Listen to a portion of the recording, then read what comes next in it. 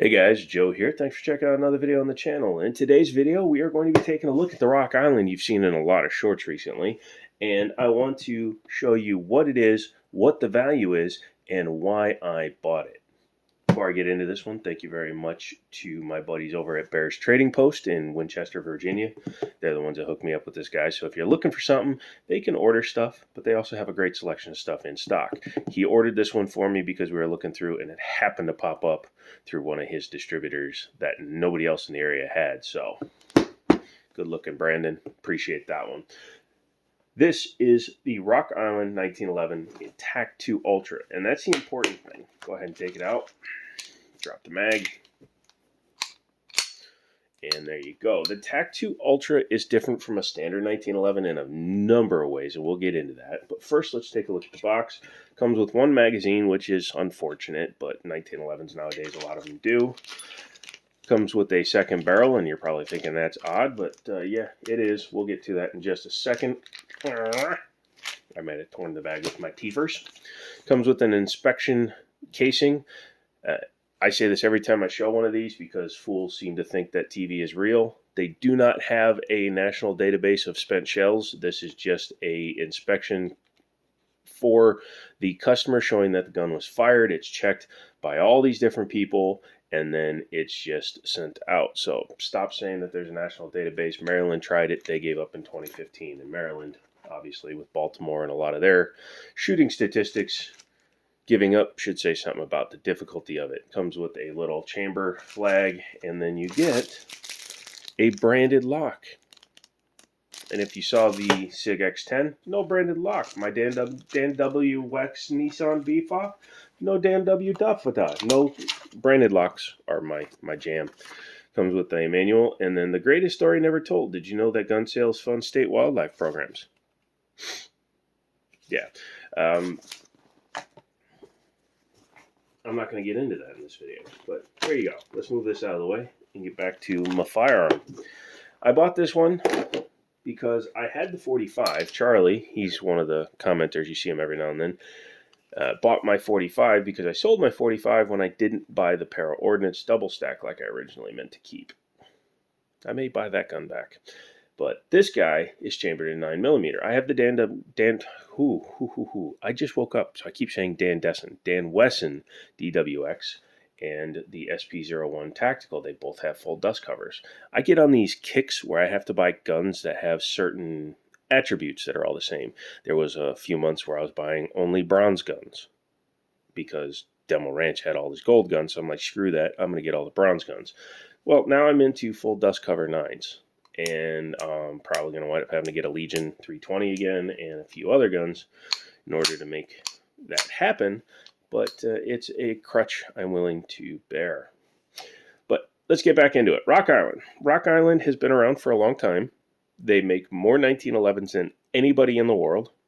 And because of that, they're able to offer pretty decent value and pretty decent feature sets for the money. This one has a street price of $750, so that's its MAP, minimum asking price, that you'll see on the shelf. It can go up to as much as $850 if you find a dealer that is a jackass.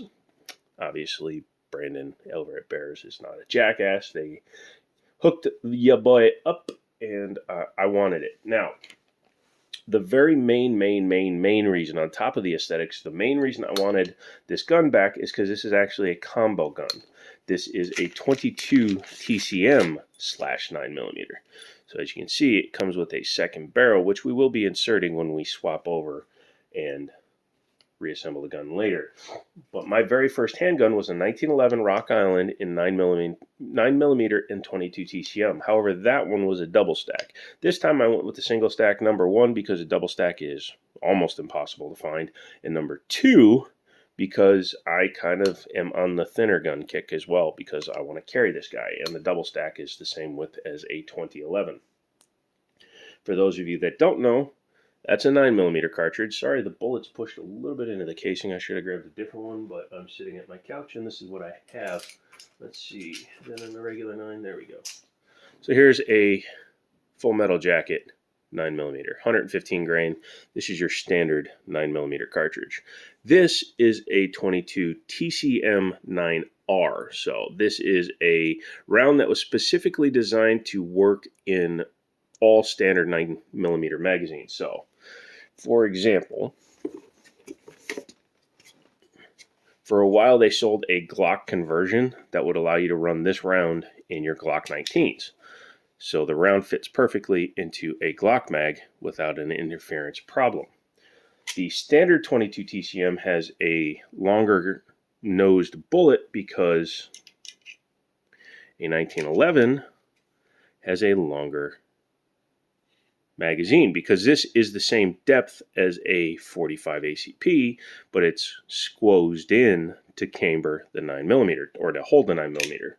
So 9R is for a gun that is not a 1911 TCM specific gun, and then TCM is slightly longer. This is kind of cool though, because it makes it even though it's a hollow point, it's a 38 grain hollow point, makes it the exact same length as a 9mm.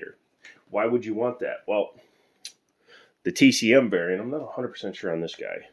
Also, my buddy gave this to me when I bought the Rock Island, and that's a good reason why.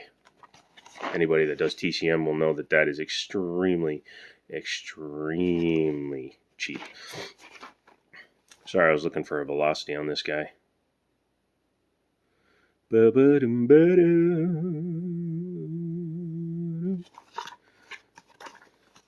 not sure. I can tell you that the standard TCM ammo will fire at about 2,000 feet per second, which is closing in at the same speed as a 5.7 with the same size round. So that's kind of cool. And then you can fire it out of any 9mm that has the right barrel. So that's cool. Yeah, that's pretty badass. Also, it's a 22 caliber that's center fire, not rim fire. We're not going to go into rim fire, center fire. So let's go back to the feature set on the 9mm here. This guy is a fully spec'd out 1911 A2 style, and it's a beautiful gun.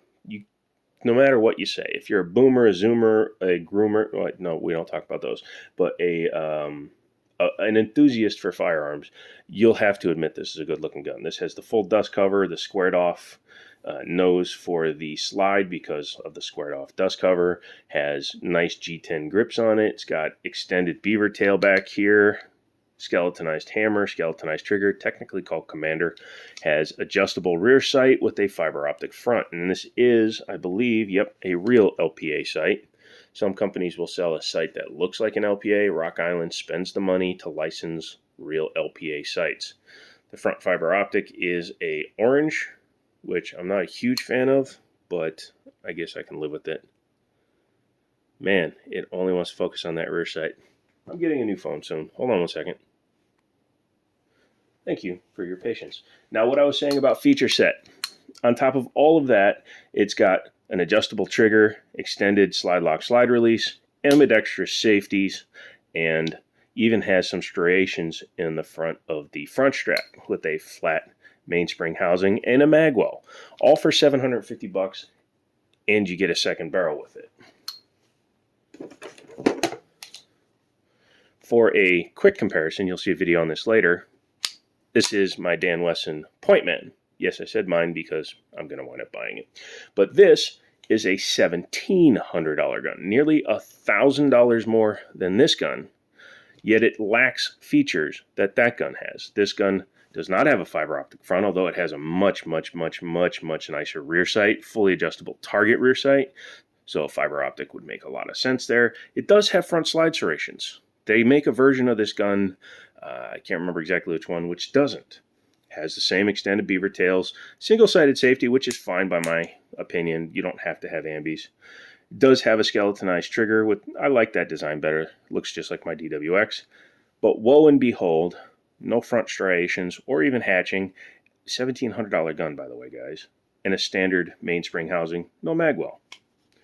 So when you're talking about feature sets out of the box, this gun actually has more stuff on it than this gun. But this gun, yeah, we'll see that in a future video. Back to this one. Full-length dust cover with 1913 pick rail. That's awesome. I'll be honest with you, I sold most of my lights because I don't use them, but I will be getting a couple of Surefire X300s just so I can have them for future demonstrations.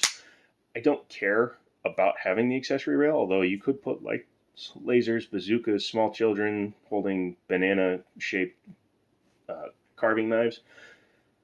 But I just like it, one, for aesthetics, and two, for the extra weight. This is a heavy gun, 41 ounces dry, which means that the recoil is almost non-existent, especially in 9mm. But you could put lights, lasers, bazookas, small children on here and have it for bump in the night gun. The adjustable trigger on this one is set all the way out. I haven't taken this one to the range yet, but I'm definitely going to be setting that back before I go. You can see it gives it way too much play, in my opinion. I mean, if you're a striker fire gun guy,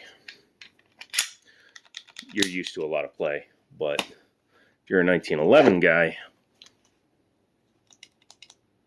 shouldn't have any play. So yes, I will be adjusting that set screw back quite a bit in order to give me the best possible trigger pull. Trigger pull. Good segue. You have just that little bit of take up, which will be adjusted, and then brakes. It's about 5 pounds, 5 ounces according to my scale, which is acceptable, but I think it will actually feel a little bit reduced once I do this. I don't know. I also use a cheap Chinese gauge. I need to get like a Lyman. One of you guys wants to donate one, hit me up. But yeah, the trigger pull, it's very crisp. The reset, too long, but again, adjusting the screw will fix that. Yeah. This gives it the same trigger pull as a long trigger, and I prefer one that's more like a short trigger. But very nice. Audible and textile. I woke up early. Safeties are very definitive. You can also see on some guns, some higher end guns, like the Prodigy even, that, and this is a minor gripe, but it makes a little bit of sense, so bear with me. The safety on this gun, when it's down, cannot move. Grab a Prodigy and do that, and then you'll have about 2 millimeters of deflection. That speaks to the fitment of the gun. And yeah, 1911s can be a little bit loose. That actually is better for them, but not when it comes to your safety. And obviously the safety defeats the ability of the gun to fire. Even with the grip safety depressed, it won't fire because it's designed to be carried cocked and locked. That's another conversation that we can have some other day. Yeah, magazines look like 1911 mags. They have a little dingus there that goes down the whole side because it grips the 9mm cartridge. If you have a 10 mil, the thingy majigger goes down the back because a 10mm, while smaller than a 45, is actually shorter. Yay! Drop-free mags, very nice. What do you say we take her apart? I know, I've been delaying. Go ahead and rack it back, visually check it. I can see in there, but if I was doing it the right way, I would have locked it back. Checking 101, lock it back, look, visually, check, finger, now you're clear. That took 3 seconds. Don't coach me on how to check a gun, just do it. Anyway, what I like to do at this point is lock it into the safe position because we have to take this bushing off. In order to do that, we have to depress the plunger. This has a full-length guide rail, so it doesn't go back as far, which makes sense in a gun with a full dust cover. Okay, there we go. Be very careful, otherwise that thing will take flight like a rocket and go flying to the moon. Now, I like to release the safety with the barrel bushing still in it, which holds the barrel in place. Come back to your secondary takedown notch, which is not easy to see on this gun, but it's up underneath there. Line it up with your slide lock slide release. And this gun, being brand new, is very tight. I think I've only had it apart one other time, and then you just push the slide lock slide release out. Oof. Again, this is a me problem. It's not a you problem. You should be able to do this a lot easier than me. I just have nerve damage, which keeps me from doing things easily. But yeah, pop that bad boy out and go ahead and take your top off. Bring it back so you can take your guide rod out and set it aside. Take your link, flip it forward, and pull your barrel out slowly once you remember to come back here and take your front bushing out. Yeah, there we go. There you go. Now you can take your barrel out. Start by looking at the slide. The finishing is very nice. I mean, the finishing work, not the finish. These are a Parkerized finish, and honestly, it comes off super easy. However, I'm not doing it on this gun. You'll see why when we put it back together. But this guy is finished quite nicely. It's a Series 70 style gun, and Series 70 means no drop safety, no firing pin block. Series 80 means firing pin block. And to the guy that said the grip safety activates the firing pin block, go back to school.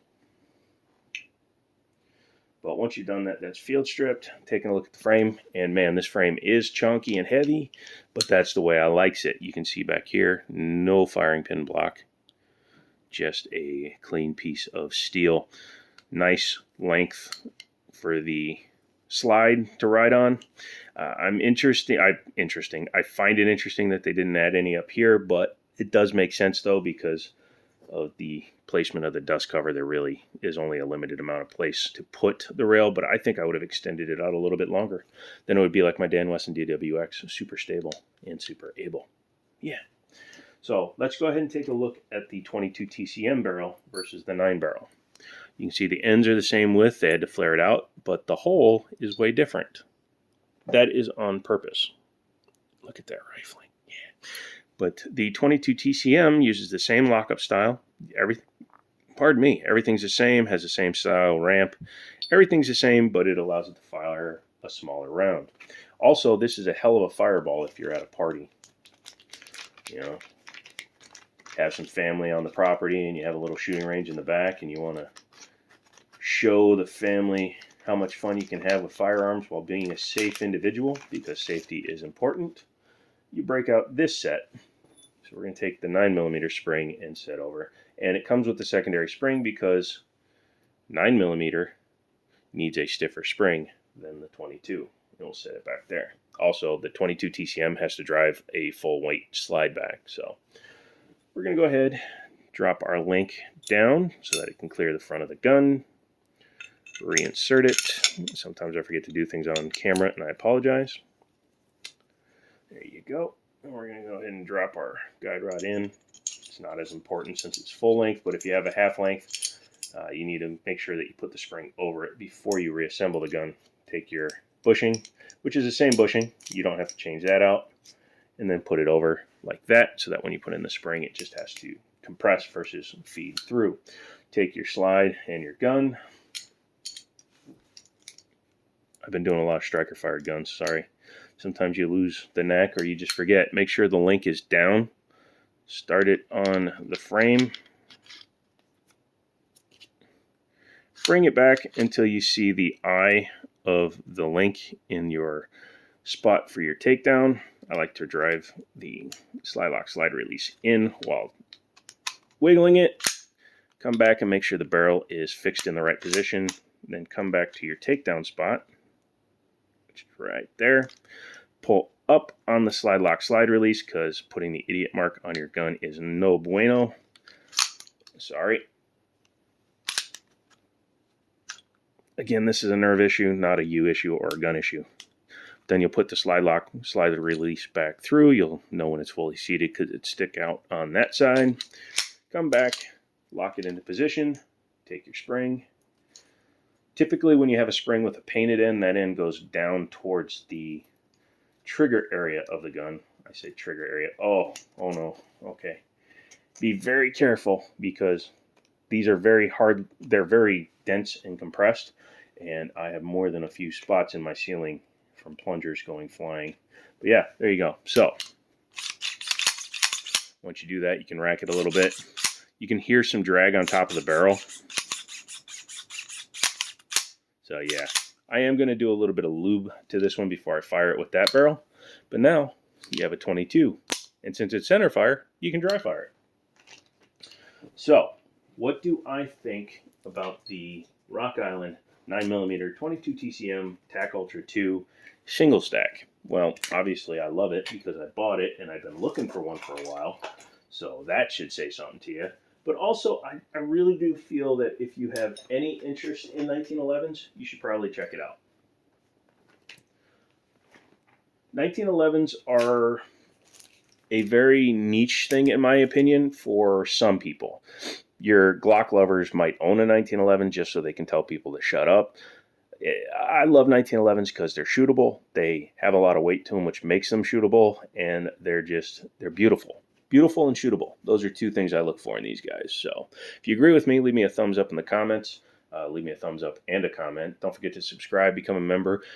Put conversion in to show me that you made it all the way through the video, and I will give you an extra heart. Come back for the next video. I think we'll be taking a look at that stainless Dan Wesson or the PDP from Walter. So see you next time.